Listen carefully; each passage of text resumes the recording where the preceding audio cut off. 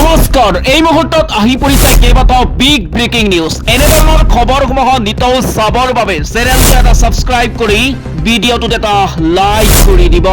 চাকৰি হেৰুৱালে পলিটেকনিক প্ৰতিষ্ঠাপক প্ৰবক্তাই উত্তাল বিধানসভা পলিটেকনিকৰ প্ৰতিষ্ঠাপক প্ৰবক্তাসকলে যোৱা 17 ফেব্ৰুৱাৰীৰ পৰা মহানগৰীৰ চচলত চাকৰি নিয়মীয়াকৰণৰ দাবীত প্ৰতিবাদ অব্যাহত ৰাখিছিল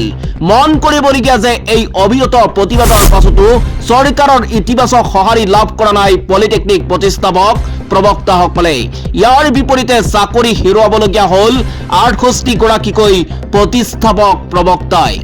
এই মুহূৰ্তত আহি পৰিছে আন এটা বিগ ব্ৰেকিং নিউজ পাকিস্তানত হাইজেক ৰেলৰ পৰা 104 জন পণবন্দীক উদ্ধাৰ নিহত 16 জন সন্ত্ৰাসবাদী পাকিস্তানৰ জাফৰ এক্সপ্ৰেছ ৰেলখন হাইজেক কৰি যাত্ৰীসকলক পণবন্দী কৰে বিলুচ লিবাৰেশ্যন আৰ্মিয়ে ইয়াৰ পাছতে পাকিস্তানী সেনাই মুকলি কৰিছে 104 জন পণবন্দী ইফালে এই গুলীচালনাৰ সময়ত নিহত হৈছে বহু জোৱানৰ লগতে BLA যোদ্ধা আজিলৈকে পাকিস্তানৰ ওপৰত এয়া BLAৰ আটাইতকৈ ডাঙৰ আক্ৰমণ এই মুহূৰ্তত আহি পৰিছে আন এটা ডাঙৰ খবৰ বিধায়ক হিচাপে নিৰ্বাচিত হবৰ বাবে মই 10 পৰা 12 কোটি টকা দিছো এইগৰাকী নেতাৰ মন্তব্যত তুলপাৰ ৰাজনীতি বিধায়ক হবৰ বাবে কিছুমানে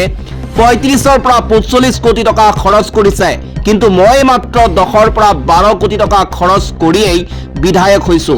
এইগৰাকী নেতাৰ মন্তব্যই তুলপাৰ লগাইছে ৰাজনীতিত এই মুহূৰ্তত আহি পৰিছে আন এটা ডাঙৰ খবৰ মুকলি আকাশৰ তললৈ আহিবনে USDMৰ আচাৰ্য মহবুবুল হক আজি উচ্চ ন্যায়ালয়ত জামিন আবেদনৰ শুনানি বুধবাৰে গুৱাহাটী উচ্চ ন্যায়ালয়ে university of science and technology মেঘালয়ৰ সন্দৰ্ভত ৰায়দানৰ বাবে সাজু হোৱাৰ সময়তে অসম আৰক্ষীয়ে তেওঁৰ বিৰুদ্ধে দুটা নতুন গোচৰ ৰুজু কৰিছে যাৰ ফলত পলম হৈছে মুক্তিৰ বিচাৰ